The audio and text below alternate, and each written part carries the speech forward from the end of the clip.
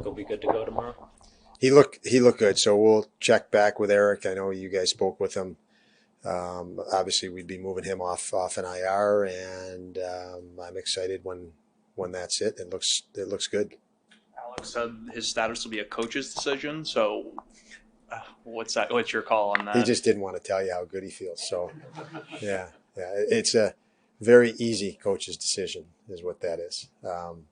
But yes, I think procedurally, he that now goes to the medical team after today's skate and converse, and we all converse.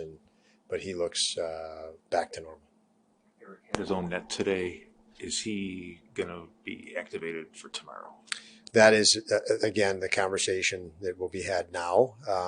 And, in all probability, yes, based on how he went through the last couple of practices and today specifically giving him his own net to get more work. And he looked like Tuck, pretty much back to normal. In preseason, you spoke a lot about different combinations and working with different combinations. So now, is that what you're talking about now, this situation you're in now, where whether it's Dylan Cousins or Casey Middlestat, Skinner and Tuck, they've played with either one of those guys, and makes it more seamless? Is that kind of what you were talking about? Yeah, I don't know if it makes it more seamless. The hope is it makes it more seamless, and that is exactly it, Paul. You are knowing that this is the NHL in 82 games, and you're going to deal with injuries, and guys are going to have to respond when that's the case, and acclimate very quickly to playing with different line mates and teammates and situations. And that's the case for us now. You lose Tage. We were without Tuck for the last few games. So that, broke up any continuity there. And now you're without Tage, and that breaks up some continuity in the top six, and you adjust. Goes. I mean, we've talked about his personality and stuff before, but I mean, he just seems, he gets hurt when he's on a roll, but he's just so undeterred. He just seems to have that kind of tunnel vision, and nothing changes him. Have you noticed that? I guess.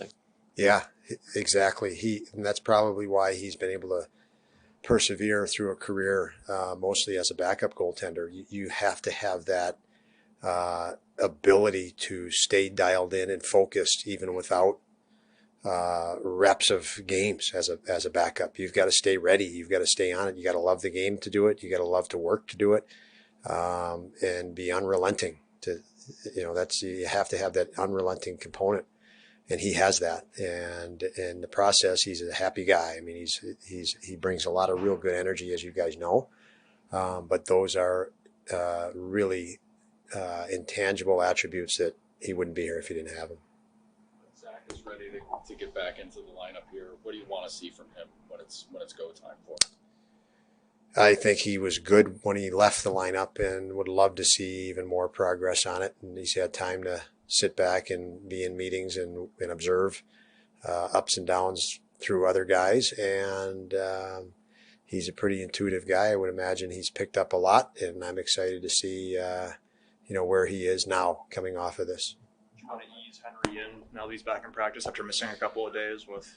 We didn't know we'd have him in practice this morning based on how he felt. So, prior to coming in this morning, we were thinking there's a possibility he might not be in practice depending on how he felt. So now that he went through it, I'll see how he responded and start processing that a little differently.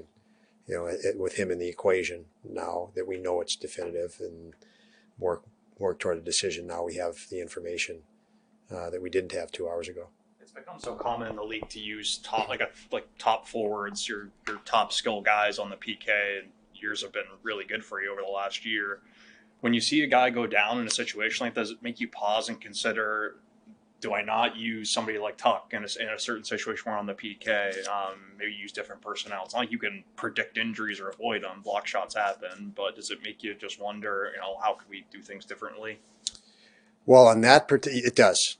It does, absolutely. So for us, even schematically, you want to pressure different ways so you don't have to block shots, or you pre-scout and you put guys that are shot blockers and guys lanes that are shooters on the other team. So you're literally doing that type of stuff. In this particular case, this was nothing to do with the penalty kill shot block, he just opened his hand the wrong way, and unfortunately it hit him the wrong way. So it wasn't your traditional shot block. I don't think we needed to do that in that particular case, and it was unfortunate. But yes, it happens on the penalty kill. You certainly do ask yourself, okay, if he wasn't on the penalty kill, might he not have got hurt? But you're going to do that every time these guys get hurt. Was it this situation that caused it?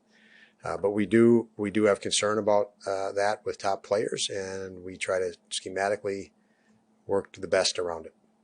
How much do you think it could help you guys to get on the road here? It's the longest road trip you've had this season, and kind of an environment you guys seem to relish last year. Yeah, we hope it'll help. That's absolutely, we hope everything helps, and anything helps. This now is a road trip, so you're saying, does that help? But the road trip itself, Matt, yes, it's nice to get on the road. It's just different. And when I say on the road, we've been out and back. So every game has been a 1 day out back. So you're not really on the road. You jump on a plane, you play, you come home. When you're on the road, you sit and you can do coaching a little bit different. You got more time with the guys. They don't have family and other obligations that they do when they're home, and other responsibilities. So they're together. They're obviously in a foreign environment where it's only us. There's nothing else going on, and it's much easier to feel like a team and to prepare as a team.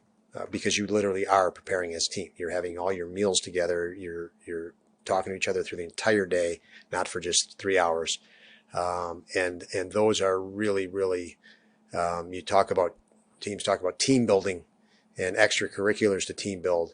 The best team building is the road. There's no better. You could go to a military camp for a week, but there's no better than playing in somebody else's building for team building and then being on the road together for extended time. So we do look forward to that for those reasons. Zach Benson, how much will these next few games impact your decision to ultimately keep them or send them back? Or are you comfortable with what you've seen? Like, where are you at in that? We're comfortable. There's a comfort level in what we've seen, but these 3 games will impact. He's done a nice job.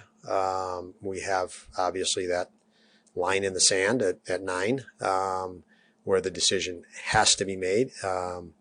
And no decision has been made yet. So these are 3 big ones, definitely.